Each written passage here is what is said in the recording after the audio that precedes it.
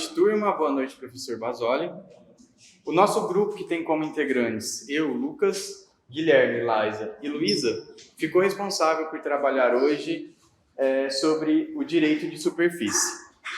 Esse que é um dos inúmeros institutos jurídicos presentes no nosso Código Civil.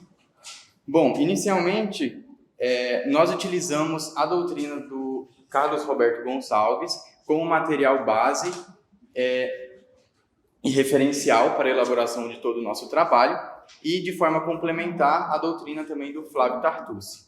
E demais referências estarão alocadas ao final do nosso trabalho. Bom, eu acredito que, assim como eu, muitos de vocês nunca ouviram falar desse direito, né? O que seria o direito de superfície. Pelo menos para mim, é um tema um pouco inusitado e eu acredito que para vocês também, e que se viram pouco sobre, né? Então, surge a dúvida, o que é de fato o direito de superfície? O Flávio Tartucci traz para a gente que a superfície é um instituto real pelo qual o proprietário concede a outrem, por tempo determinado ou por tempo indeterminado, gratuita ou onerosamente, o direito de construir ou plantar em seu terreno. Além do conceito do Tartucci, eu trouxe também, aqui do Cristiano Chaves de Farias e Nelson Rosenwald, o seguinte: a propriedade superficiária é um direito real imobiliário, temporário e autônomo, de fazer ou de manter construção ou plantação em solo alheio, conferindo ao titular, que é denominado nessa seara de superficiário, a propriedade resolúvel da construção ou plantação, separada da propriedade do solo. Em outras palavras, o direito de superfície consiste na faculdade que o proprietário, que aqui nessa relação jurídica é também chamado de concedente, possui de conceder a um terceiro a propriedade das construções e plantações que este efetue sobre o solo alheio, solo, subsolo ou espaço aéreo do terreno, por tempo determinado ou sem prazo, que promova a escritura pública do registro imobiliário. Dessa forma, esse instituto jurídico, como inúmeros outros conceitos, princípios e demais institutos que é presente no nosso ordenamento jurídico, tem a sua origem lá no direito romano. O Carlos Roberto Gonçalves traz o seguinte, que, como eu falei, é um direito real de fruição ou gozo sobre coisa alheia, de origem romana. Ele surgiu inicialmente da necessidade prática de se permitir edificação, inicialmente apenas sobre bens públicos, permanecendo o solo ainda em poder do Estado.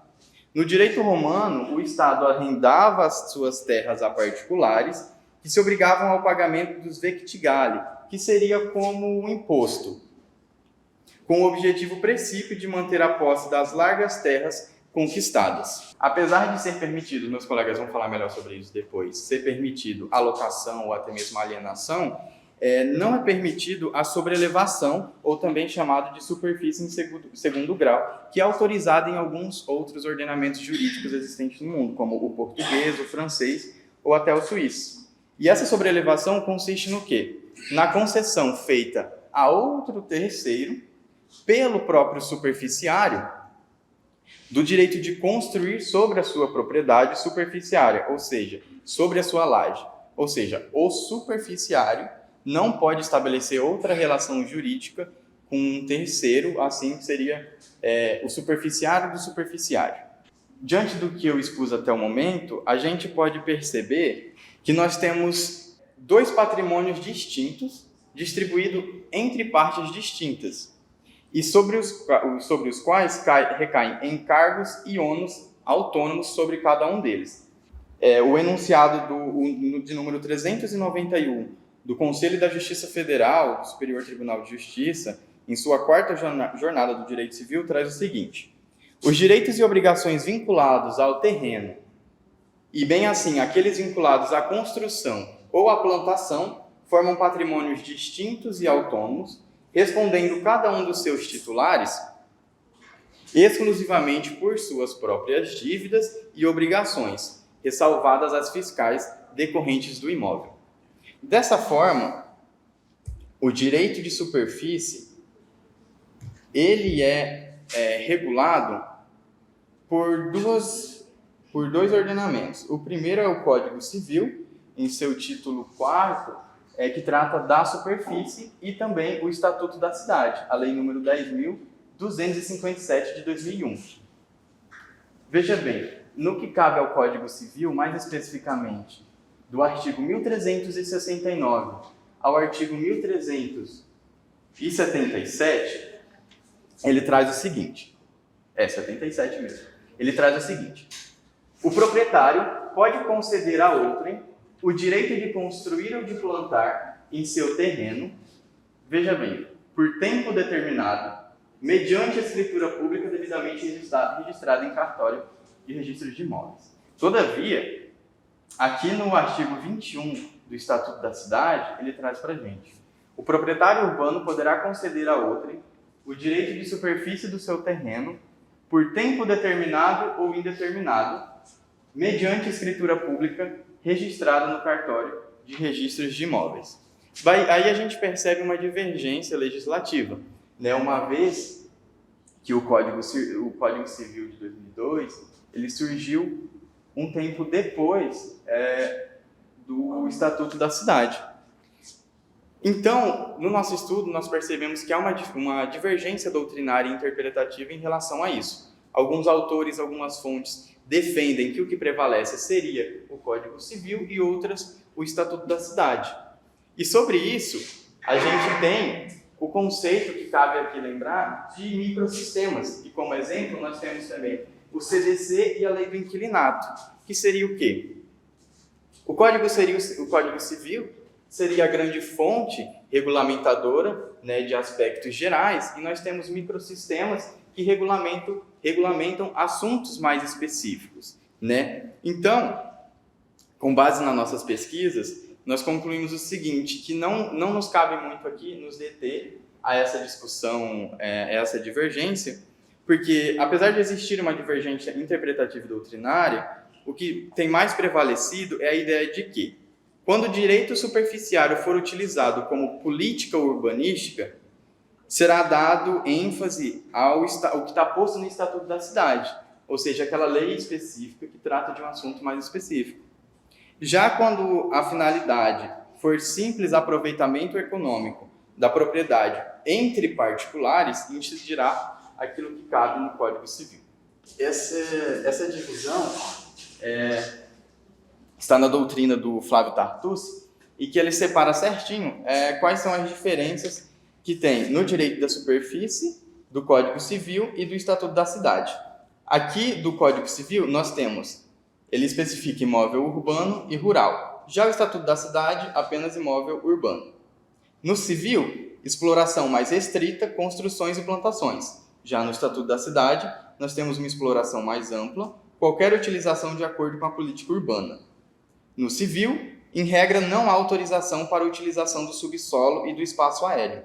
Entretanto, no Estatuto da Cidade, em regra, é possível utilizar o subsolo ou o espaço aéreo. No Código Civil, por fim, nós temos a cessão somente por prazo determinado, e já no Estatuto da Cidade, a cessão pode ser feita tanto por prazo determinado ou por prazo indeterminado. Essa divisão foi retirada da doutrina do Flávio Tartucci.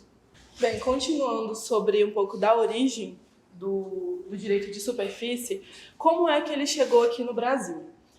Aqui no Brasil a gente teve a colonização, né? E aí existia uma cultura de aqueles terrenos que eram muito grandes, principalmente de grandes fazendeiros, eles não tinham muita utilidade porque uma pessoa tinha vários. E aí existia o Instituto da Enfiteuse.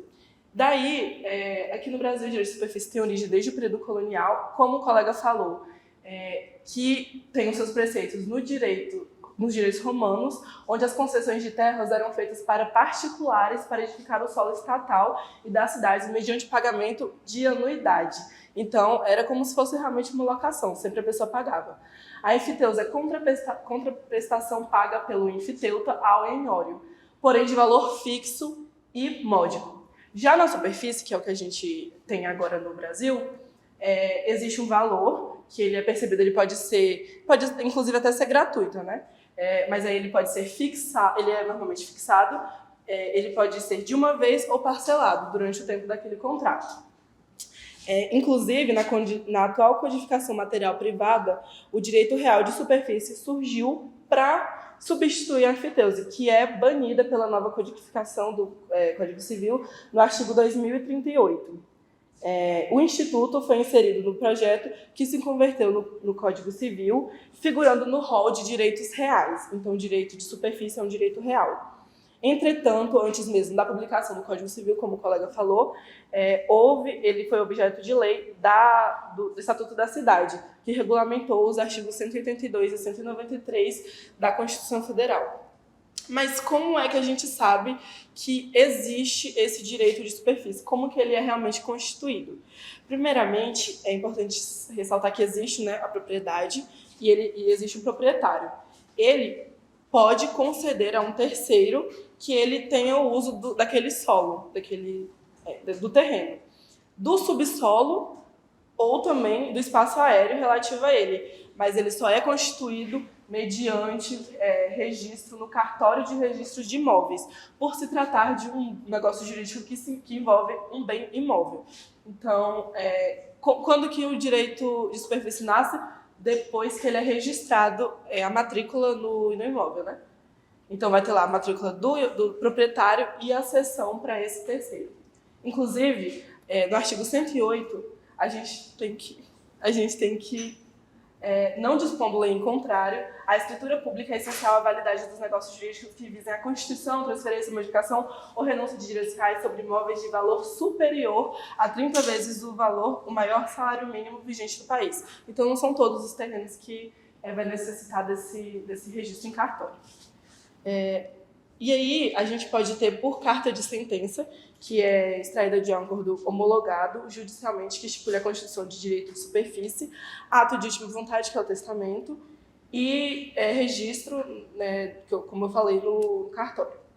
Embora a superfície seja um direito diverso da propriedade, ele não está dando direito à posse da propriedade, o registro deverá ser feito em qualquer hipótese, na própria matrícula do imóvel, não sendo o caso de matrícula autônoma, uma vez que os direitos são exercidos sobre um só imóvel. E aí, a gente tem, em algumas fontes, né, inclusive, né, é uma controvérsia doutrinária sobre o uso capião, se ele daria o direito à propriedade, né? A pessoa que é superficiária, ela ter direito como uso capião dessa propriedade. Então, o Código Civil português prevê que sim, né? O contrato, o testamento, o uso capião, no nosso caso seria só o uso capião, seria só o contrato, e no caso de morte seria a cessão para os herdeiros daquele superficiário. No entanto, a usucapião extraordinária é problemática aqui no Brasil, porque quem possui uma edificação com intenção de ser proprietário não vai pedir o direito à superfície. Mas seria, no caso, a usucapião ordinária aplicada quando há a concessão do direito de construir anteriormente a esse pedido de usucapião. E aí mostraria que o concessionário agiu de boa fé. Além disso, a usucapião pode ocorrer quando a edificação reconhece o domínio do solo onde está localizada. Eu vou falar sobre a transferência do direito a concessão da transferência do direito de utilizar e construir no terreno que pertence a outra pessoa. Essa pessoa que constrói ou que usufrui do terreno de outra pessoa é chamada de superficiário ou credor da superfície. A transferência dos direitos da superfície ela é comum em situações que o proprietário não quer perder o direito à terra, a propriedade da terra, mas ele vai permitir que outra pessoa construa sobre ela ou faça uso dela. Porque ele pode beneficiário para ambos, porque a pessoa que quer utilizar a terra ou a propriedade utiliza, e a outra pode receber alguma quantia em dinheiro ou que ficou acordado dele, alguma compensação por permitir o uso da propriedade. Ela tem algumas características da transferência do direito à superfície, que é a temporariedade, a possibilidade de construção, o pagamento e direitos e responsabilidades. A temporariedade é que o direito da superfície, a transferência desse direito à superfície, normalmente ele é concedido por um tempo definido. Ele não e ao final desse período, a propriedade completa do terreno volta para o dono originário, para o proprietário. A possibilidade de construção é quando o superficiário ele tem a possibilidade de construir em cima do terreno, seja algum edifício ou alguma estrutura, ou até mesmo para usar de forma agrícola, desde que esteja dentro do que foi definido no contrato ou no acordo. Também tem o pagamento, que eu já tinha falado anteriormente, que geralmente é a parte que está usando a terra do proprietário, paga algum aluguel ou uma quantia definida, ou paga algum aluguel, um valor fixo ou um valor não fixo, depende do que for acordado no contrato. O direito e responsabilidades. Dentro desse tema, tem os direitos das partes envolvidas são especificados dentro do que foi definido no acordo. Também vale ressaltar que a transferência do direito da superfície é uma maneira de otimizar a utilização do espaço, normalmente em locais com pouca possibilidade de terrenos ou que os terrenos são muito caros. Dessa forma, fica bom para todo mundo e todo mundo consegue usufruir, ganhar, que não já tinha dito anteriormente. Só que pode mudar algumas regras de determinados locais, então é sempre importante procurar alguém específico nessa área para poder auxiliar de forma melhor. Boa noite, turma! Tudo bem? Então, o direito de superfície, ele nasce, cresce e vai morrer uma hora, né? Quando estamos falando na questão do direito de superfície por tempo determinado, como o meu colega Lucas falou, pode ser que esse prazo seja indeterminado, segundo o Estatuto da Cidade permite. Mas aqui falando especificadamente sobre a extinção do direito de superfície. Em regra, quando eu concedo o direito de superfície a outra pessoa, eu vou lá no cartório, faço uma escritura pública e geralmente já tem ali um termo falando quando aquele direito de superfície irá se cessar. E é a partir desse termo que é uma das hipóteses de extinção do direito de superfície. Então, a primeira hipótese nós temos aqui, tanto previsto no Estatuto da Cidade, quanto previsto no Código Civil. Eu vou ler aqui para vocês. O artigo 23 do Estatuto da Cidade fala que extingue-se o direito de superfície, inciso 1, pelo advento do termo final, que seria esse termo que está ali inserido na escritura pública. Também pelo descumprimento das obrigações contratuais assumidas pelo superficiário. Esse aqui em específico eu vou deixar para abordar um pouco mais depois, no decorrer da minha apresentação, porque eu vou focar primeiramente no termo aqui inicialmente. E o Código Civil nos traz que o proprietário pode conceder a outrem o direito de construir ou de plantar em seu terreno por tempo determinado, que isso é o Código Civil que já nos fala, mediante escritura pública, como eu falei, devidamente registrado no cartório de registro de imóveis. E aqui, vencido por tempo determinado. Ora, se é por tempo determinado, já vai estar estabelecido quando irá se findar esse direito de superfície que foi dado a outra pessoa. Então, quando terminar esse tempo, já vai ali ele se extinguir automaticamente. E aí vocês podem estar me perguntando, meu Deus, concedi o direito de superfície para outra pessoa por tempo determinado, ok, acabou, extinguiu-se o direito de modo automático e a pessoa não quer me devolver mais a minha propriedade, a minha terra, como é que eu faço? E aí, nesses casos, pode-se ingressar com uma ação de reintegração de posse, se a pessoa ela não quiser devolver ali o seu terreno, continuar usufruindo. Agora, já vou entrar naquela outra questão. Primeiro falamos sobre o termo final e tem uma outra questão também. E se, por um acaso, ocorrer algo divergente daquilo que foi pactuado entre as partes?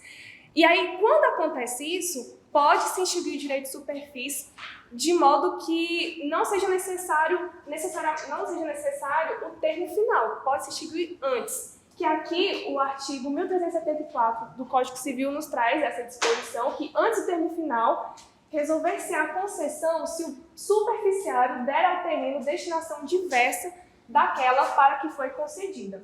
E também o Estatuto da Cidade dispõe algo parecido no mesmo sentido, aqui no seu parágrafo 1º. Antes do termo final do contrato, extingue-se o direito de superfície se o superficiário der ao terreno destinação diversa daquela para a qual foi concedida. E aí, eu vou dar um exemplo aqui para vocês. Vamos imaginar que eu lá me formei advogada, fiz 1 milhão de honorários no meu primeiro ano de advocacia. Falei, gente, eu mereço um presente para mim. Comprei lá um terreno. Fui lá e comprei um pedação de terra lá, uma fazenda, gastei meu 1 milhão inteirinho lá. Só que eu comprei com a intuição de plantar soja, que eu sei que aqui no Tocantins a soja ela é muito lucrativa. Só que eu torrei meu 1 milhão inteirinho comprando a fazenda, certo? Não tinha nada lá, só tinha terra. E aí, beleza, eu falei, gente, não tenho dinheiro agora para plantar soja, como é que eu vou fazer?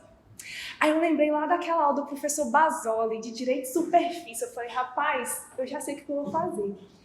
Eu vou entrar em contato com alguém que não tenha terra, mas tenha dinheiro para investir, queira plantar soja, vou ceder o direito de superfície para essa pessoa, ela vai ficar feliz, vai estar plantando soja, eu vou receber também uma parcela que vamos ali fixar, vamos pactuar um valor, vou estar recebendo, a minha propriedade estará sendo ali frutífera, estará ocasionando um bem para a sociedade também, não vai ficar lá largada sem fazer nada, e eu que gastei meu 1 milhão todinho, acabei gerando uma fonte de renda para mim também.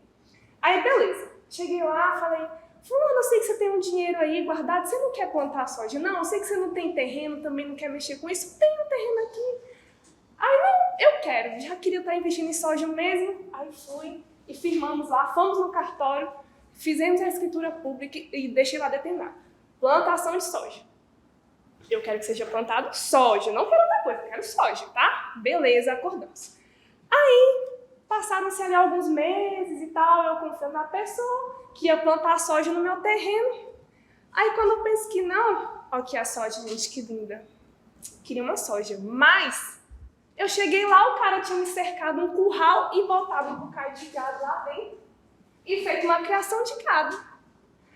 Aí eu falei assim, fulano, mas a gente não tinha acordado que a gente que ia ser plantado soja? Não, mas eu decidi criar gado, nem te avisei nem nada, mas eu não tenho direito de superfície, eu não posso usar a superfície do jeito que eu quiser. Não, não é bem assim que funciona. É tudo regido mediante escritura pública e os termos e condições precisam ali ser cumpridos. Aí, se a pessoa tivesse virado para mim e falado antes, olha, fulana, eu andei estudando o seu solo, eu não gostei muito dele para plantar soja, mas eu acho que ele vai ser mais lucrativo com criação de gado.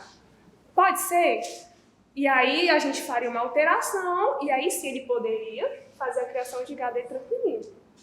Só que não. E o que acontece com isso? Vai se extinguir ali o direito de superfície, porque eu não concordei com os termos, eu não quero que seja plantado, eu não quero que seja criado gado no meu terreno, e vou procurar outra pessoa para que se plante a soja. E antes do termo final, porque não havia acabado ainda o prazo, o direito de superfície já é cessado. Outro exemplo que eu vou trazer aqui também, ó, só para a gente conseguir visualizar o direito da superfície. Eu tenho aqui o terreno, certo? Meu terreno aqui bonitinho. E aí, eu cedi esse terreno para que fosse construído um prédio. Aqui são duas propriedades diferentes. O prédio, ele, no momento que ainda está em vigor o direito de superfície, a cessão do direito de superfície, ele é do superficiário. E o terreno é meu. Só que aí, a partir do momento, que eu já vou adiantar um pouco também, o que acontece depois que se cessa o direito de superfície, para ir entendendo, a partir do momento que se cessa o direito de superfície e tem lá um prédio todo bonitinho, essa propriedade, ela se reintegra à superfície e a partir de agora, isso tudo é meu. Que é uma das vantagens também para quem é proprietário do solo. Essa é uma das vantagens de se conceder o direito de superfície, porque depois que se extingue, tudo que está ali agora é seu, não é mais da pessoa, porque são coisas, o direito de superfície é como se fosse um desmembramento da propriedade, do direito de propriedade. Já adiantando aí. E só que daí eu trouxe aqui para dar outro exemplo. Fiz a escritura pública, queria que fosse construído um prédio, porque é uma localização boa, e eu sei que quando se encerrar esse direito de superfície, o prédio ele vai se integrar na minha propriedade. Então, não, eu quero um prédio. Aí a pessoa vai e me bota um estacionamento. Aí eu falei, não acordamos em estacionamento, eu queria um prédio, uma construção. E aí vai e se instiga o direito de superfície antes do termo final. E aí aqui, né, basicamente o que eu expliquei, que além da questão de dar uma funcionalidade diversa, pode ser também pelo não cumprimento daquilo que foi acordado no que se refere ao pagamento. Vamos supor, eu cedi o direito de superfície de modo que a pessoa iria me pagar em umas parcelas, de modo mensal. Se ele, por um acaso, restar inadimplente perante comigo, esse direito de superfície também pode ser extinto antes do termo final. A superfície fixada por prazo indeterminado, que aí também é outra coisa, como o Lucas falou, quando a gente foi pegar para estudar, ficou um pouco embaraçada essa questão do prazo indeterminado. Como assim, eu vou ceder a superfície, vai ser para sempre? E aí, quando a pessoa não quiser mais que o outro fique ali no seu solo, ela queira dar outra finalidade para aquilo, como é que vai fazer? Como é que vai ficar? E aí, nesse quesito, pode ser extinta pela resilição, aplicando-se por analogia a regra do 473 do Código Civil. E a aplicação da analogia se dá diante do fato de não ser a superfície o contrato, estando a regra relacionada a isso de um instituto jurídico. Sendo dessa forma, caberá denúncia por qualquer uma das partes, desde que notificada a outra parte de forma judicial ou extrajudicial. O que isso quer dizer? Se for um direito de superfície por prazo indeterminado, eu não posso, vamos supor que eu seja a proprietária do terreno, da superfície, eu não posso arbitrariamente falar assim, sai do meu terreno, não quero mais você aqui, entendeu? Já deu, não quero mais. Não é assim que funciona. Ele precisa notificar a outra parte de forma judicial ou de forma extrajudicial para que isso ocorra. E se for de forma extrajudicial e ocorrer ali um acordo entre as partes, ok. E aí vai se determinar ali o prazo para que a pessoa se retire do local. E aí, se por um acaso a pessoa estiver ali resistente, pode ser feito também de forma judicial. E aí eu trouxe aqui o 473, né, que aplica-se nesses casos do direito de superfície de modo... como é que se fala, gente? Indeterminado, por prazo indeterminado. A resilição unilateral, nos casos em que a lei expressa ou implicitamente permite, opera mediante denúncia notificada à parte. Ou seja, eu não posso simplesmente chegar lá e falar, não quero mais, eu preciso primeiro notificar a outra parte. Se, porém, dada a natureza do contrato, no caso aqui, por analogia, não estamos falando de um direito contratual, mas por analogia, uma das partes houver feito investimentos consideráveis para sua execução, a denúncia unilateral só produzirá efeito depois que transcorrido o prazo compatível com a natureza e o lucro dos investimentos. O que isso quer dizer? Se for de modo extrajudicial e eu tiver acordado com a parte, a pessoa falou assim, não, eu investi tanto, vai demorar tanto tempo para eu ter o retorno desse investimento. Eu falo, não, tudo bem. Então eu vou te dar esse prazo, antes era de modo indeterminado, mas vamos fixar aqui que você vai sair até esse dia. Ok. Se a pessoa ficar resistente e não quiser, e aí for judicializada, e aí o juiz vai analisar o caso e vai ver em quanto tempo a pessoa precisa se retirar daquele local para que ela também não saia no prejuízo, porque nós precisamos partir também do princípio da boa-fé processual e da boa-fé também, né, nessa relação vinculada entre duas partes. E aí outra hipótese também é que, vamos supor, eu teve lá, concedi o direito de superfície para outra pessoa, a pessoa plantou a soja dela, tudo certo. Aí eu falei assim, não, agora eu já estou com dinheiro. Aí eu chego para a pessoa e falo, olha, o que você acha? Vamos fazer um negócio aqui, de você me vender a sua propriedade de soja. E aí, a partir desse negócio jurídico firmado entre duas pessoas, no qual nós iremos chamar de consolidação, o proprietário, que antes era somente da superfície, o direito de superfície irá se extinguir porque eu comprei a propriedade da outra pessoa. Então, lembra que eu falei que quando se extingue o direito de superfície, aquilo que estava em cima do solo volta para a pessoa? Então, se eu comprei a outra propriedade da pessoa, então eu extingo isso ali, porque não há mais dois donos de propriedades diversas. Ali vai ser já tudo meu.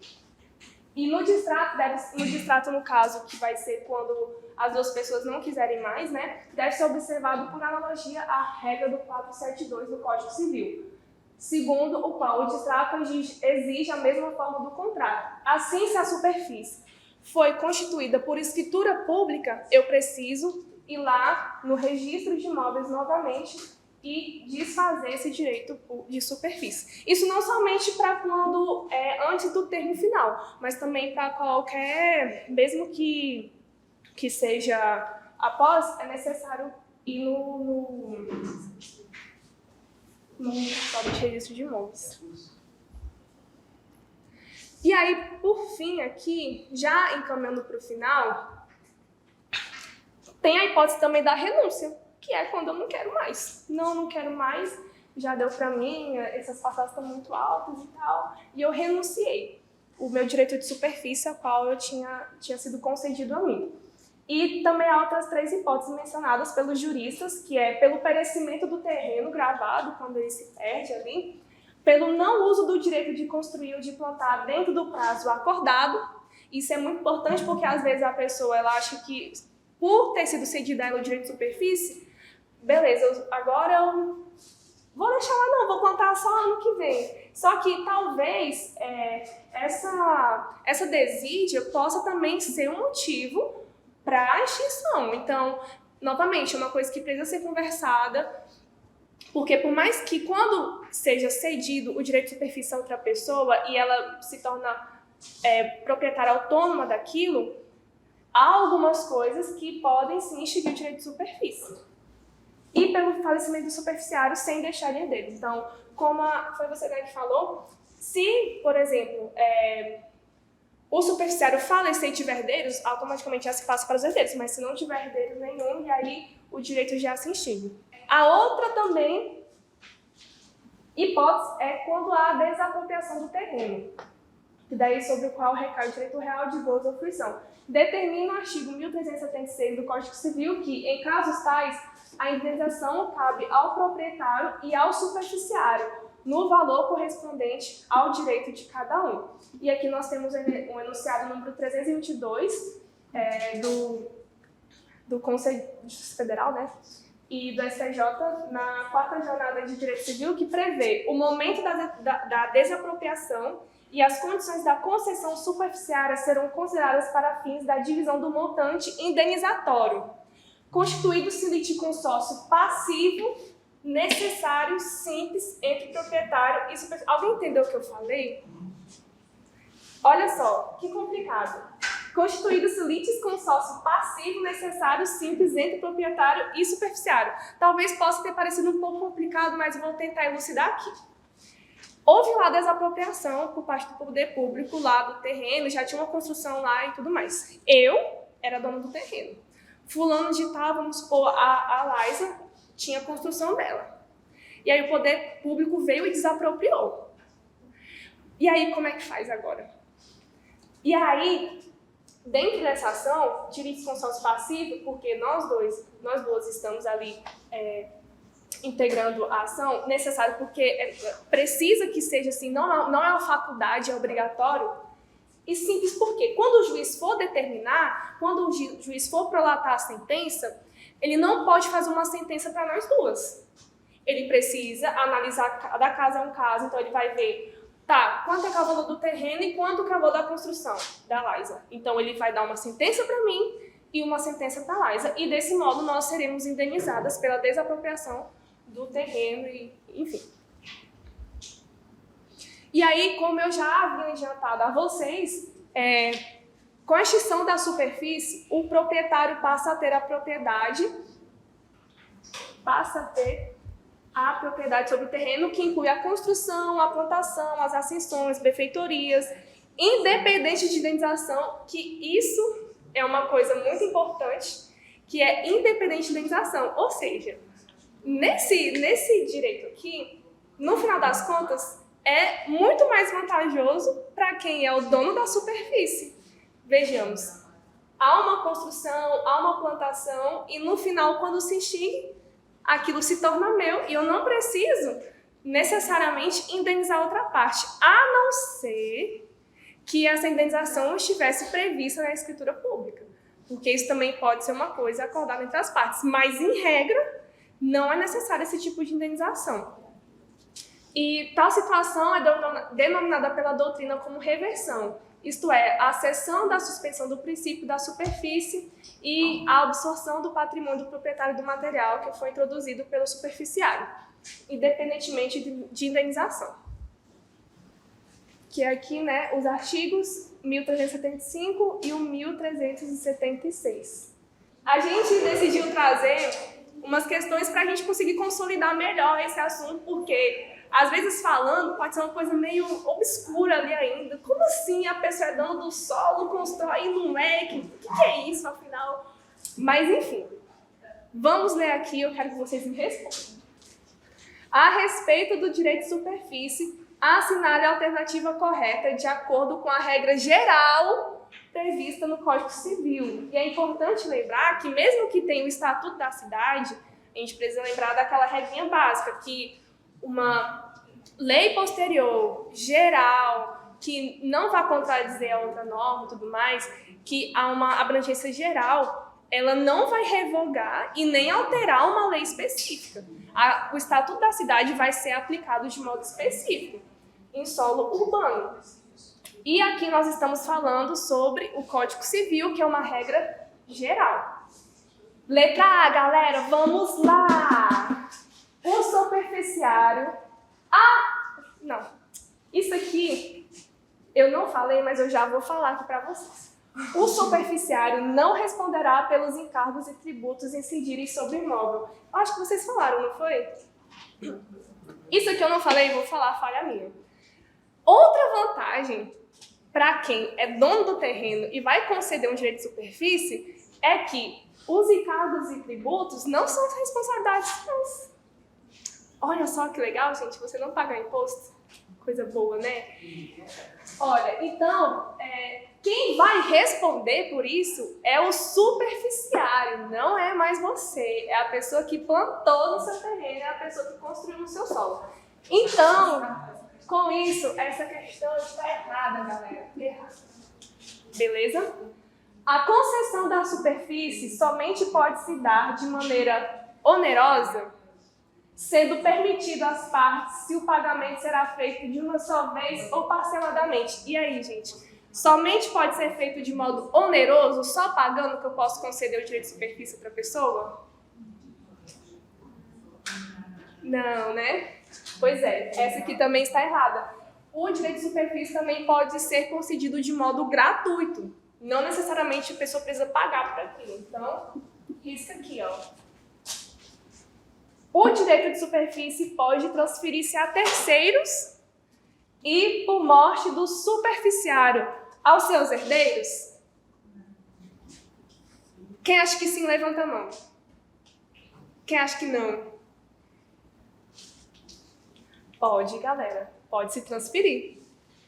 Pode ser transferido, sim. O direito de superfície pode ser transferido a terceiros e, por morte superficiária, aos seus herdeiros. Lembra que eu falei que é como se fosse um desmembramento da propriedade? O direito de superfície, a plantação, é da Laisa. O solo é meu. Eu posso transferir. A Laisa, se ela quiser transferir a plantação dela para outra pessoa, ela pode. Se ela morrer, vai ficar para os filhos dela. Então, a resposta está... C de Cristo. Quem chutou, acertou. Lá na prova, C de Cristo e D de Deus. O direito de superfície autoriza obra no subsolo, salvo se for inerente ao objeto da concessão? A gente já sabe que não, que essa é a correta, mas ele não autoriza lá porque aqui nós estamos falando do Código Civil. Nós não estamos falando do Estatuto da Cidade. Mas é aquilo, ele em regra não autoriza. Mas tem como eu construir um prédio sem fundação? Tem? Como é que eu vou construir um prédio sem fundação? Não tem como. Ou seja, é algo inerente à construção. Aí, nesse caso, eu posso mexer no subsolo. Tem como eu plantar sem mexer no subsolo? Como é que eu vou plantar se eu não mexer? Vou plantar ali em cima, assim, não sei como. Mas, enfim, quando for algo inerente àquilo que vai ser construído, ele pode mexer no subsolo. Agora, se não for, não pode. Aqui, gente, quem quer ser procurador? Essa aqui é de um concurso para procurador municipal lá da Prefeitura de São Carlos, que Joaquim, via escritura pública registrado no cartório de registro de imóveis, concede a Antônio o direito de construir uma casa em terreno de sua propriedade. No caso concreto, é correto afirmar que Antônio tem direito de uso do terreno de Joaquim, Joaquim alugou o terreno para Antônio, Antônio tem direito de superfície assegurada, há contrato de multa entre as partes, resta configurada a enfiteuses. Essa daqui vocês vão acertar, né? Porque a gente está falando de direito de superfície. Qual será a resposta? Mas isso aqui é para a gente conseguir visualizar aqui, ó. Cadê? Joaquim concede a Antônio o direito de construir a sua casa no terreno de sua propriedade. E isso é via escritura pública. Ou seja, o direito de superfície, para ele nasce na escritura pública. Então, se nós estamos falando de escritura pública e nós estamos falando de um terreno que foi concedido a outra pessoa para que ela tivesse o direito de usufruir daquela superfície, nós estamos falando, portanto, do direito de superfície assegurado a Antônio. E agora, finalizo aqui a minha apresentação e passo a palavra à minha colega Laisa, que vai aqui explicitar também um caso para que a gente possa entender melhor esse direito de superfície. É a última. Então, Mariana, proprietária de um terreno no estado do Goiás, mas residente no estado do Tocantins, faz uma concessão de direito de superfície para Augusto realizar a plantação de soja em seu terreno, conforme cláusulas estipuladas em contrato. Entretanto, após fiscalização do Ministério Público do Trabalho, descobriu-se que havia exploração de mão de obra análoga à escravidão na propriedade. Sendo Mariana proprietária, mas Augusto o superficiário, quem será responsabilizado pelo processo? Então, pessoal, primeiramente a Mariana, né? Porque ela é proprietária. Essa propriedade ela vai ser expropriada. Então, por conta da fiscalização do Ministério Público. E aí, ela pode depois também entrar com uma indenização contra o Augusto, mas ela vai sofrer primeiro. Porque ela também não pode, por conta de ser a proprietária, ela também não pode deixar a propriedade a Deus dará. Então, assim, como ela falou, pode sim haver uma fiscalização ali da própria Mariana na propriedade. Ela continua sendo a dona. Lá no cartório, o nome dela vai ser proprietária. Ele vai ser só ele só vai estar sendo superficiário, ele só está usando a superfície. Então, ela primeiro vai sofrer, ela vai perder o terreno, e aí depois ela pode pedir indenização a ele, né? Porque a culpa foi dele, ele que estava explorando mão de obra análoga à escravidão. E é isso. Acabou. Agora você acabou.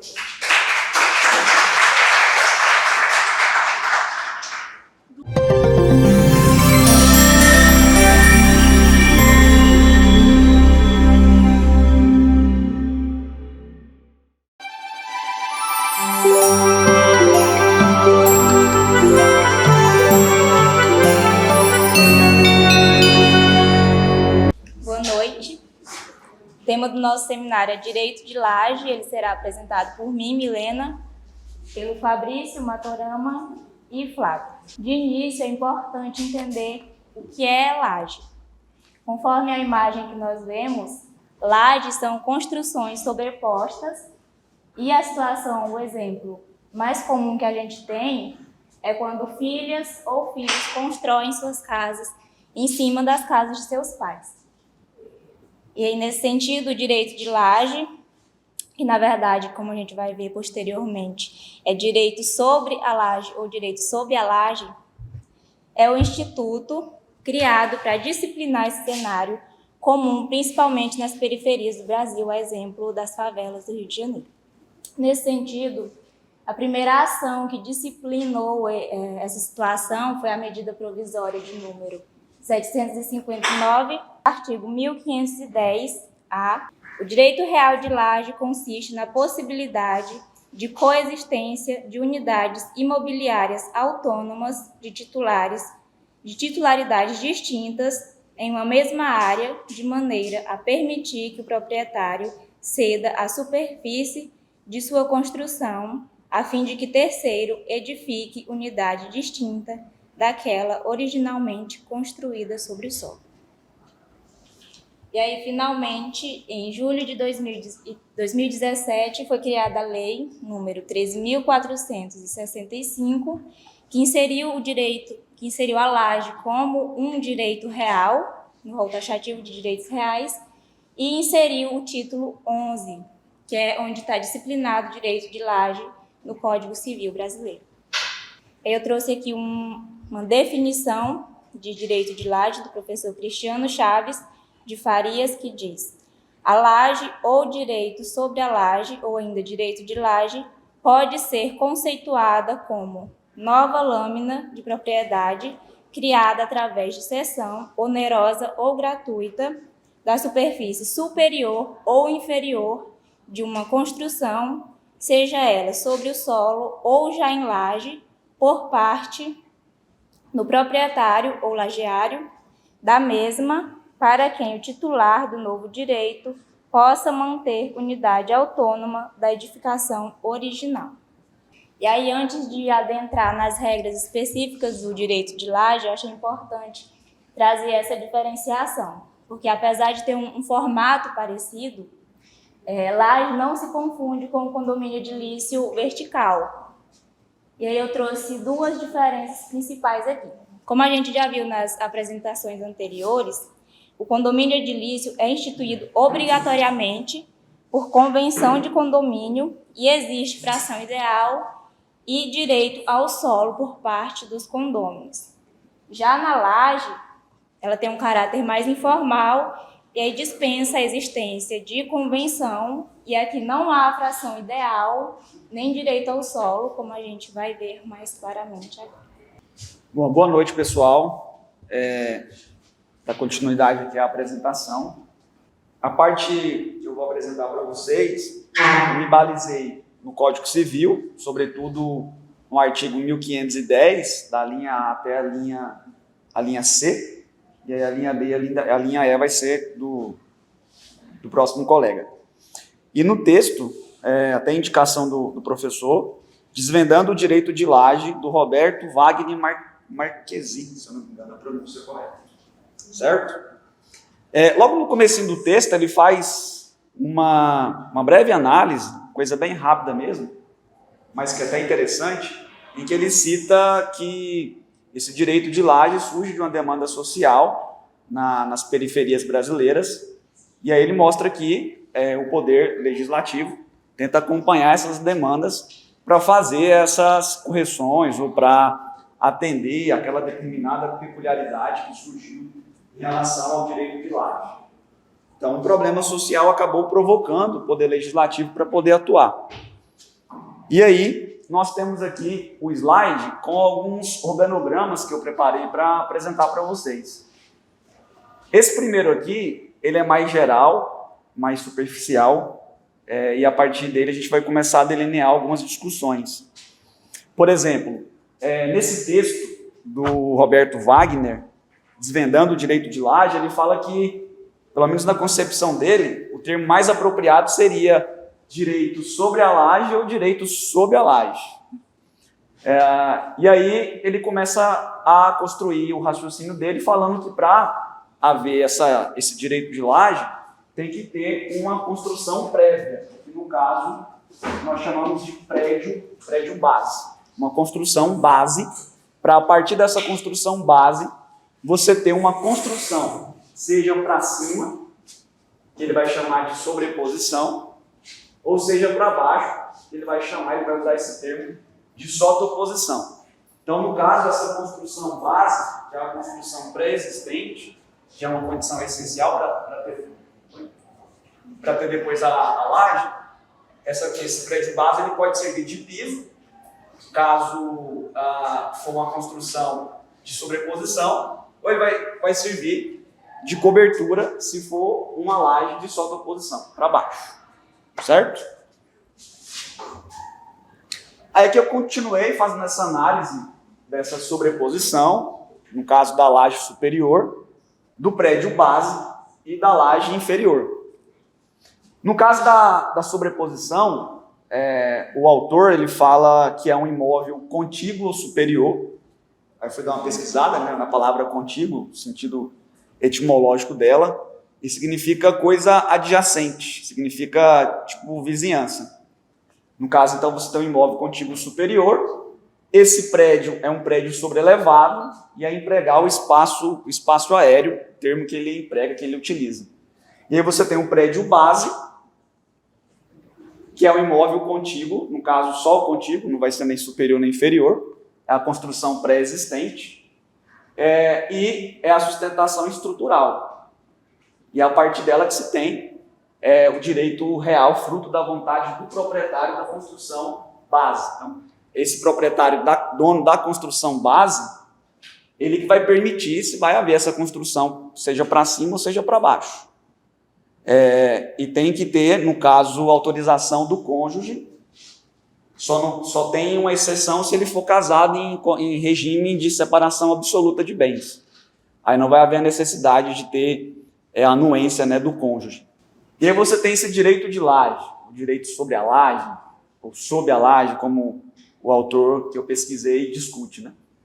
Quando você tem esse direito de laje, você tem, então, no caso, unidades que são distintas e dotadas de autonomia funcional, né? Por que, no caso, é uma unidade distinta ou dotada de autonomia funcional? Porque ela tem um isolamento funcional, no caso, seja a laje de cima, ou seja, se for construída para baixo, ela vai ter um isolamento funcional e ela vai ter também um acesso independente. Ou seja, a gente está falando de duas titularidades distintas no mesmo ambiente, né? O dono da construção base e o dono dessa laje que foi para cima ou para baixo, e você também vai ter esse direito de laje dotado de matrícula própria no cartório de registro de imóveis. Como é que funciona mais ou menos para você requerer esse direito de laje? Você vai pegar os documentos pessoais, a certidão da matrícula do imóvel, que consta a averbação da nova construção. Você leva no tabelião de notas, ele vai fazer a escritura pública. Você pega a escritura pública e leva no cartório de registro de imóveis, ele vai gerar duas matrículas. Uma para essa construção base e uma para a construção que foi edificada em cima ou embaixo. E também é necessário que um terceiro edifique para ser direito real, né, no caso. Princípio básico, né, apesar de pode parecer óbvio, mas é necessário que um terceiro edifique para ser direito real, com essa anuência do dono da construção base. E uma questão importante que o autor cita lá no texto é que para configurar esse direito de laje tem que ser na verticalidade. Verticalidade. Não pode ser na horizontalidade. Por exemplo, você tem a construção base e você faz do lado. Segundo o Roberto Wagner Marquesi, não configura direito de laje se for na horizontalidade, tem que ser na verticalidade. Isso consta no artigo 1510, linha A, no parágrafo 1º do Código Civil.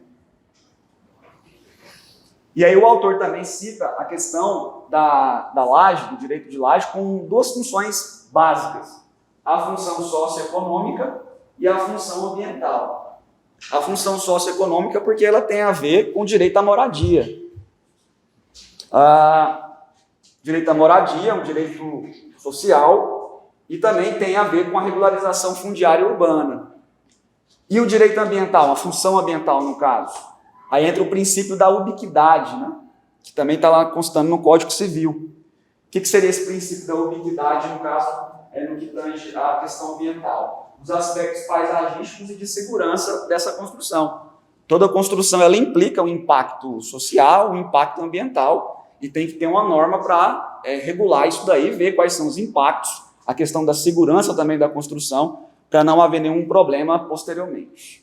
E aí os requisitos do direito real em coisa própria, né? Que seria esse direito de laje.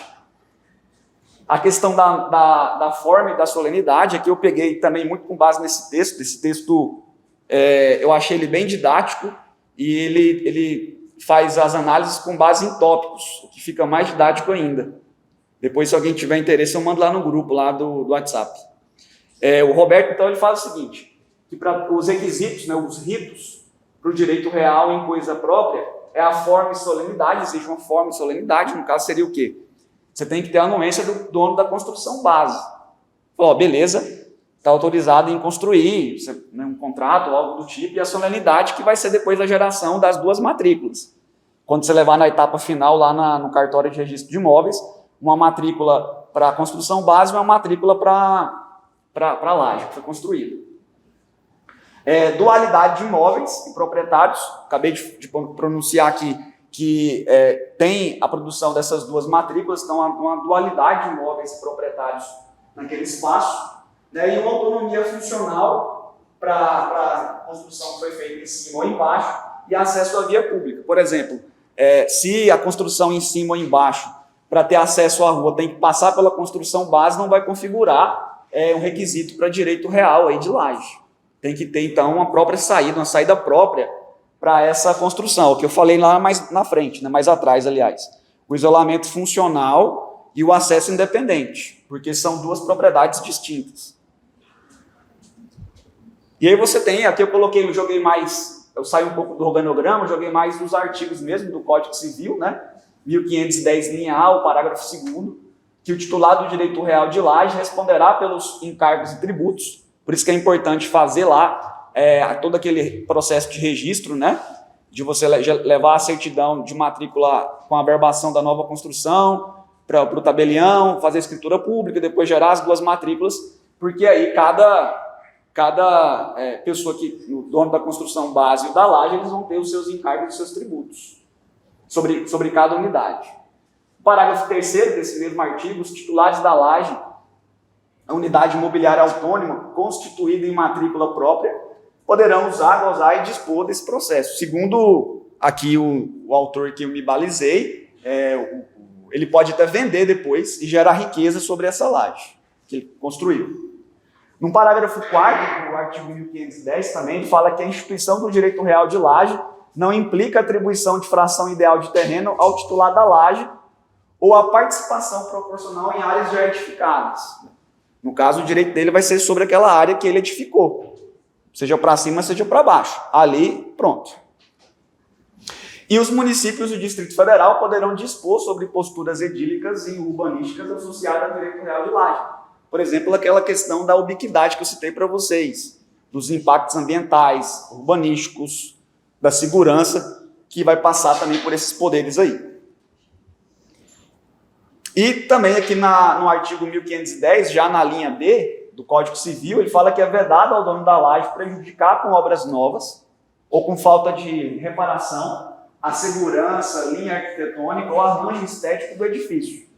Essa regra decorre do direito de vizinhança. Então, se o cara que fez a laje lá começar a construir alguma coisa que vai prejudicar a construção base, não vai poder. É direito da boa vizinhança, de vizinhança, no caso.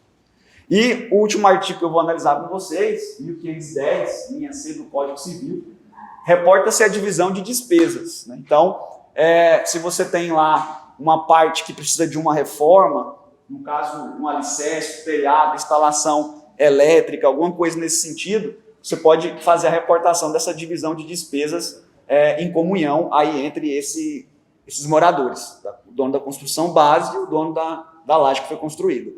Boa noite, senhores. Como o colega enfatizou anteriormente, cada laje tem o seu titular. E aí, em um certo dia, eu vou falar um pouco, o artigo 1510, a linha B, sobre o direito de preferência na alienação da laje. Aí, em um certo dia, eu acordo de manhã, meus vizinhos da laje superior brigam bastante, fazem bastante barulho. Então eu chego e falo assim, não, eu vou colocar a minha laje aqui, a minha construção base, na OLX à venda. Eu não aguento mais esses vizinhos aqui atormentando a minha vida. E diferente do condomínio edilício, no direito de laje isso não é possível. Porque eu tenho certas preferências para quem eu posso vender e transmitir a minha laje. E é sobre isso que eu vou falar com os senhores, tá?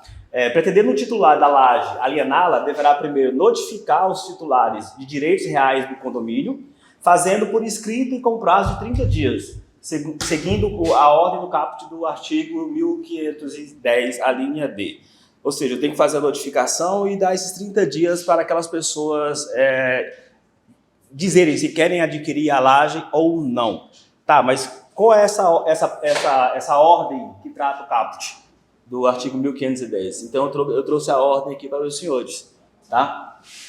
Havendo uma laje apenas, pretendendo o titular vendê-la, terá preferência o dono da construção base. Ou seja, se eu tenho uma laje e eu quero vender ela, quem tem preferência? O dono da base, da construção base. Tá? Havendo várias lajes, terá preferência o titular da laje superior, mais próxima àquela oferecida à venda. Ou seja, se eu tenho ali 5 lajes e eu quero vender a quarta, aquele que está na quinta laje, ele tem preferência para adquirir aquela quarta laje. Tá? Caso não haja interessados na verticalidade ascendente, a preferência passará ao titular da laje inferior mais próxima. No caso citado agora anteriormente, seria a terceira laje. Então, se o de cima não quiser adquirir, o de baixo tem a prioridade. Tá? Caso haja várias lajes e a unidade a ser vendida estiver no ponto mais alto do prédio, terá preferência o titular da laje inferior mais próxima. No caso lá, se eu tenho 5 lajes, quem tem prioridade? O proprietário da quarta laje. E assim sucessivamente. Não haverá preferência quando o dono da construção base pretender vendê-la. Se no caso o dono da construção base pretender vendê-la, não entra essa questão da preferência no direito de laje. E como seria essa notificação? A notificação não exige uma solenidade aguçada para isso, bastante que seja escrita e que chegue ao conhecimento do destinatário. O silêncio dos condôminos importa anuência e liberação para a venda. Esse silêncio aqui ele percorre naquele prazo de 30 dias, ou seja, se eu passei um prazo de 30 dias e ninguém se manifestou no interesse de compra da laje, ela está liberada para a venda. Tá? E na hipótese do titular vender a laje sem dar conhecimento ao preferente, ter-se-á um negócio ineficaz. Como eu falei, eu não posso chegar simplesmente e não fazer essa notificação e dar essa preferência e vender essa laje. E aí, como essa pessoa que tem essa preferência, ele pode agir? No caso, ele poderá, o condomínio preterido, depositando o preço do negócio, adjudicar o bem, desde que faça no prazo decadencial de 180 dias. Eu não posso também, o cidadão vendeu a laje lá e daqui 1 ano ou 2 anos eu falei assim, opa, eu tenho preferência na compra dessa laje, eu quero fazer o direito de preferência. Não, eu tenho 180 dias para fazer esse direito de preferência. Tá? A relação da sucessão na laje, quanto a causas mortes, ela não é um direito personalíssimo. E assim como pode ser alienada, também será objeto de herança ou legado no caso de falecimento do titular. A sucessão se transmite por direito real imobiliário, ou seja, pagando todos os impostos lá, conforme o direito real imobiliário. A extinção. Trata-se de um direito real imobiliário com efeitos semelhantes aos da propriedade. A laje se extingue pelas mesmas causas de extinção dos direitos reais, como, por exemplo, o perecimento, o abandono, a renúncia e a desapropriação. No artigo 1510-E, ele trata assim, a ruína da construção base faz extinguir o direito de laje ou lajes. Ou seja, caso a construção base seja arruinada, faz extinguir o direito de lajes. Só que há 2 exceções. No caso, a primeira delas trata da laje sotoposta, ou seja, aquela que é construída abaixo da construção base. Geralmente é garagem, que é construída abaixo da construção base, que até o colega explicou para os senhores aqui. E a segunda das exceções permite a conservação do direito de laje se a construção base não vier a ser reconstruída no prazo de 5 anos. Ou seja, caso a ruína da construção base ela seja reconstruída no prazo de 5 anos, volta-se o direito de laje. Se o proprietário da construção base tiver concorrido para o dano, agido com dolo ou culpa, falta de conservação é um exemplo, responderá por perdas e danos ao titular, conforme os artigos 186 e 937 do Código Civil. Isso não se aplica nas hipóteses de caso fortuito ou força maior, no caso de deslizamento, de terra, incêndio, etc. Olá, pessoal. O direito de laje está caracterizado dentro do 1510A ao 1510E. Como vocês viram, os colegas destrincharam cada um desses artigos. Vamos tentar aqui fazer uma análise mais na prática. Vamos tentar enxergar toda essa lei, todo esse falar jurídico que os colegas trouxeram em imagens, para que a gente possa visualizar cada passo desse dentro de uma imagem e analisar se esse prédio, no caso, vai se enquadrar como um direito de laje ou não. Primeiro ponto que é importante frisar é direito de propriedade. É uma propriedade. Como propriedade, o dono pode usar, gozar e dispor, vender, alugar, fazer o que ele quiser dele, desde que veremos algumas questões daqui a pouco, né? Que ele não possa, por exemplo, prejudicar o prédio em si. Os colegas trouxeram muito bem de que, para que se caracterize o direito de laje, não pode ser na horizontal, tem que ser na vertical, ou seja, tem que ser unidades sobrepostas. Trouxe aqui um exemplo para que a gente possa observar. Neste caso, temos aqui unidades sobrepostas, correto? Mas, vamos observar com mais detalhes se as características que são cumulativas, ou seja, elas não podem ter uma e a outra faltar. Pelo menos 3 características são cumulativas, né? Elas precisam ter matrículas distintas, ou seja, para essa unidade 1, eu preciso ter uma matrícula. Suponhamos aqui a 100. Para essa segunda unidade, ela precisa ser caracterizada com uma segunda matrícula. Suponhamos que essa edificação preenche esse primeiro requisito. Vamos analisar o segundo. Ela precisa de áreas e acessos independentes. Lembra que o colega trouxe? Precisa ter acessos independentes e que possibilitem o acesso à via pública. Pessoal, nessa imagem é possível que nós verificarmos que o acesso à unidade 1 é independente do acesso da unidade 2. Contudo, o acesso para a unidade 2 está dentro da unidade 1. Isso descaracteriza, nesse caso, o direito de laje, porque os acessos não são independentes. Eu preciso adentrar nessa unidade primária para ter acesso ao espaço secundário. Então, neste caso, não caracterizasse o direito de laje. Neste segundo exemplo, inclusive a edificação aqui de Palmas, né, que há algum tempo atrás eu tive a oportunidade de morar nessa parte superior. Na época nem sabia sobre direito de laje, mas quando foi debatido aqui, eu lembrei. Exemplo empírico vivido por essa pessoa.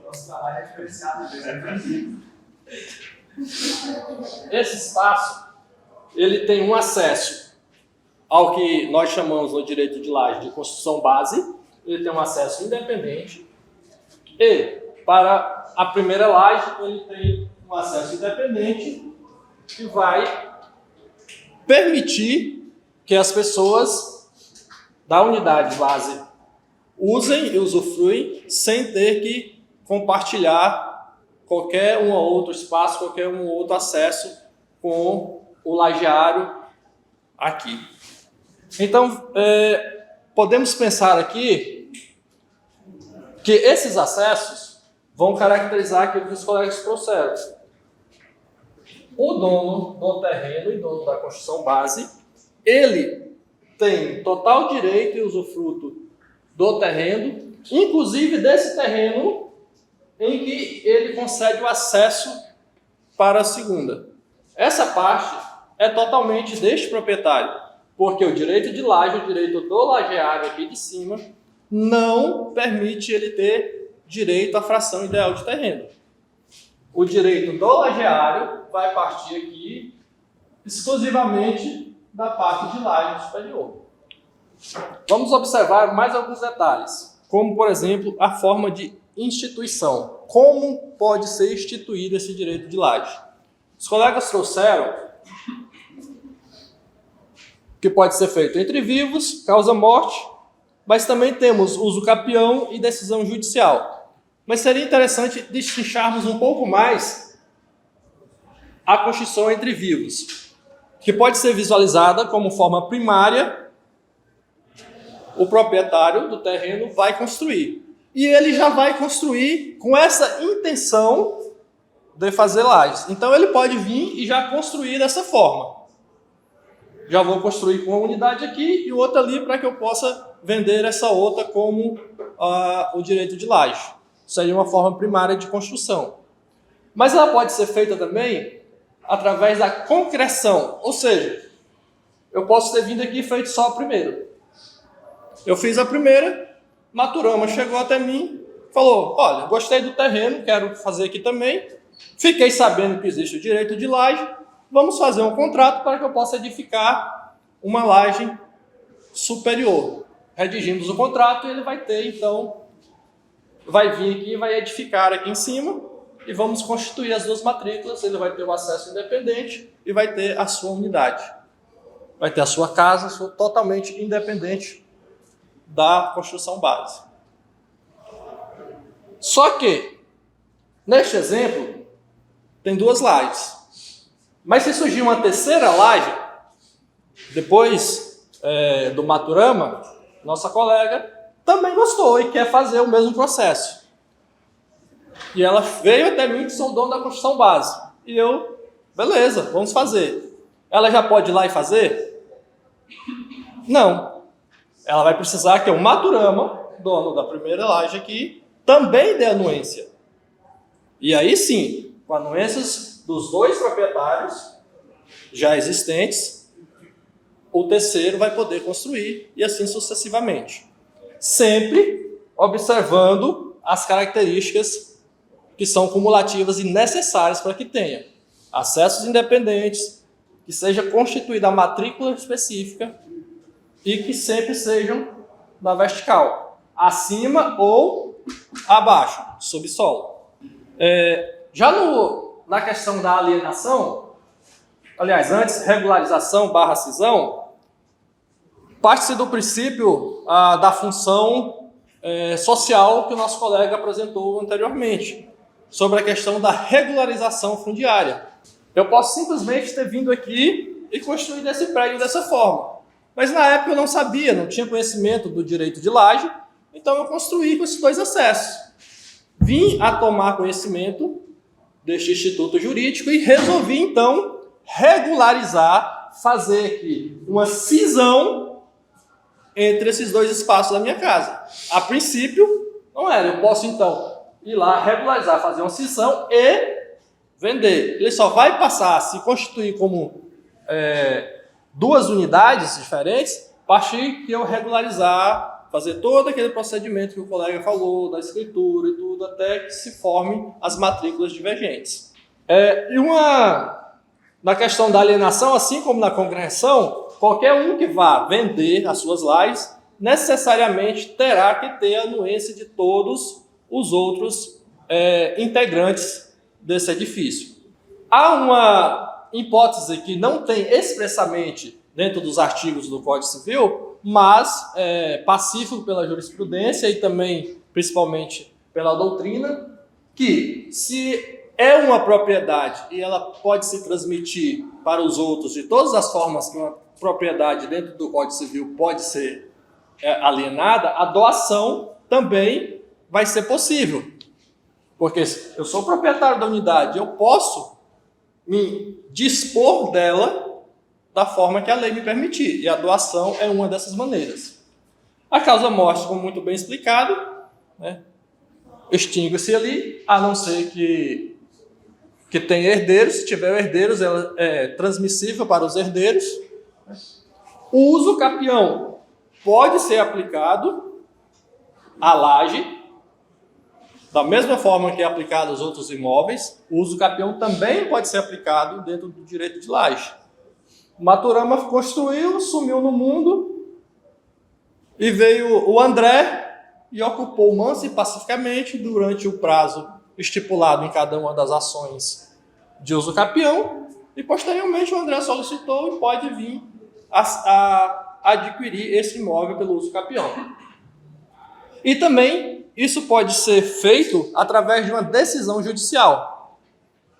João e Maria moravam aqui, um belo dia discutiram, brigaram, separaram, e dentro da sentença definitiva ali do divórcio, da separação, resolveram dividir esse prédio. Mas, para que não ficasse tendo um que ter contato com o outro, a decisão pode vir orientando a cisão desse prédio, constituindo-o em duas unidades autônomas, em que uma fique para o João e a outra fique para a Maria. Foi colocado também pelos colegas que algumas despesas são específicas de cada unidade. Mas também tem algumas despesas que devem ser partilhadas por todos. Quais seriam essas despesas?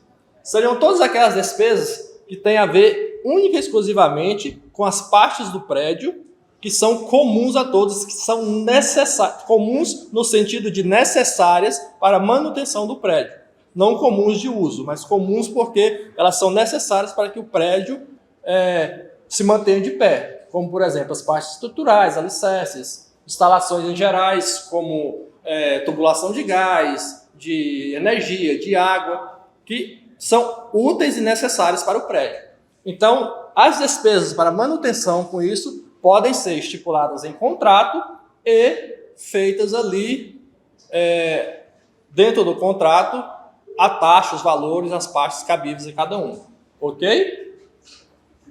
Essas partes estruturais também, elas, assim como as despesas, as manutenções e os cuidados são obrigatórios a todos que integrem essas unidades aqui. Aqui, nesse exemplo, eu trouxe, vocês podem, a imagem não é 100%, mas vocês conseguem visualizar que aqui tem um acesso para a segunda parte, né, segunda unidade, e aqui, inclusive, está a venda, né? O que, segundo o que nós já vimos, pode ser só a parte construção base ou pode ser a primeira laje. Temos, como eu falei agora há pouco, alguns cuidados que são necessários a todos, né? A gente trouxe aqui uma imagem para ilustrar a questão da segurança da linha arquitetônica e do arranjo estético. Neste exemplo, tudo ok. Construção base com um arranjo, isso se mantém. Nesse segundo exemplo, já está inadequado. Temos aqui de uma cor, de uma forma, todo misturado. É necessário que se mantenha um padrão estético. Vai ser preciso observar o Código de Posturas Municipais, o Estatuto das Cidades, no caso das cidades que tiverem, para essa obediência. Então, é uma questão municipal. Uma possível que a gente conseguisse ilustrar bem a questão das preferências, né? Como foi colocado muito bem pelo nosso colega Maturama. Vamos considerar, pessoal, que isso aqui é um subsolo. Qual é a preferência que estivermos vendendo a unidade 2? Primeira preferência é construção base. Ele vai ser sempre o preferencial dos preferenciais. Primeiro ele. Não quis, aí vai seguir essa ordem. Primeiro acima. Se tiver um segundo, depois ele, depois esse aqui. E se tiver a venda for do subsolo? Primeiro construção base, depois o mais próximo. Se tiver um segundo subsolo, o segundo subsolo. Se não, da segunda laje, sequencialmente acima. Tranquilo, pessoal? Lembrando que é a notificação simples, escrita 30 dias, sem muitos adereços. E a extinção. Esse exemplo aqui também, pessoal, eu trouxe para que vocês visualizassem que aqui a gente não consegue ver os acessos, né? Então, este prédio, não é possível só a olho nu determinar se ele seria caracterizado dentro do direito de laje, né? Porque para ser, teríamos que ter aqui, né, um acesso individualizado, a cada uma dessas unidades. O que nos leva a uma dedução lógica de que o direito de laje não vai ser possível ser aplicado a edifícios com muitas pavimentações, porque automaticamente implicará o uso de determinadas áreas para se ter acesso a unidades mais elevadas ou a unidades muito sobrepostas, né? Sotopostas. Então, geralmente, nós vamos ter situações de prédios menores ou situações muito comuns nas comunidades em que os declives de terreno permitem você ter acesso, de acordo com o terreno, a diferentes situações. Então, também uma forma de caracterização. Ok? Lembrando, então, que a extinção, se a nossa unidade base caiu por questões naturais, as unidades superiores extinguissem o direito de laje. A unidade inferior, não. A não ser que ela própria também seja danificada nessa extinção da construção base. Mas ela sobrevivendo, ela também manterá a sua característica. Tá? Um último ponto que a gente precisa observar sempre é que, apesar da questão de se perder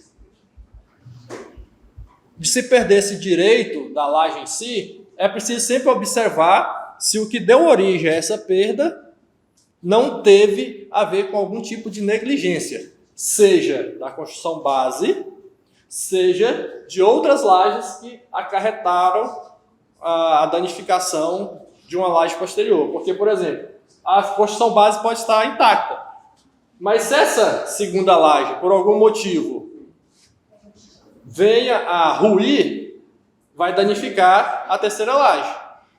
E esse segundo lajeiro terá a responsabilidade civil sobre o dano causado ao outro. Né? E mesmo a construção base, tendo essa questão do dolo ou da culpa pela negligência, pode responder civilmente de forma indenizatória a todos os outros. Esse autor que eu me balizei para fazer a apresentação, ele fala da diferença, né, do direito de laje e de superfície. Aí ele fala que tem diferenças em questão de tempo e também questão relacionada à morfologia. Por exemplo, na de superfície você tem ali uma questão que é mais temporária. Já no direito de laje você tem algo que é mais perene, está ligado mais à perpetuidade. E no caso da superfície, você pode fazer a construção ali no terreno nu. Já no direito de laje você tem que ter uma construção pré-existente. Então, de modo geral, você tem o direito de laje no direito real em coisa própria e o direito de superfície no direito real em coisa alheia. É só isso para pontuar. E também, se a laje tivesse sido construída mais só para uso, por exemplo, de festas ou algo do tipo, segundo o autor aqui também, não perfaz o que ele fala o direito em apreço. Né? É só essas observações aí. Isso, porque no caso da laje para lazer, para esses usos, ela não vai caracterizar uma outra unidade autônoma e não vai caracterizar, assim, a necessidade de uma outra matrícula. Né? O que vai fugir lá das 3 características cumulativas obrigatórias para o direito de laje. Aqui temos as nossas referências. Tá? Esse material nós vamos disponibilizar no grupo da disciplina, para quem quiser. E, no mais, muito obrigado, pessoal.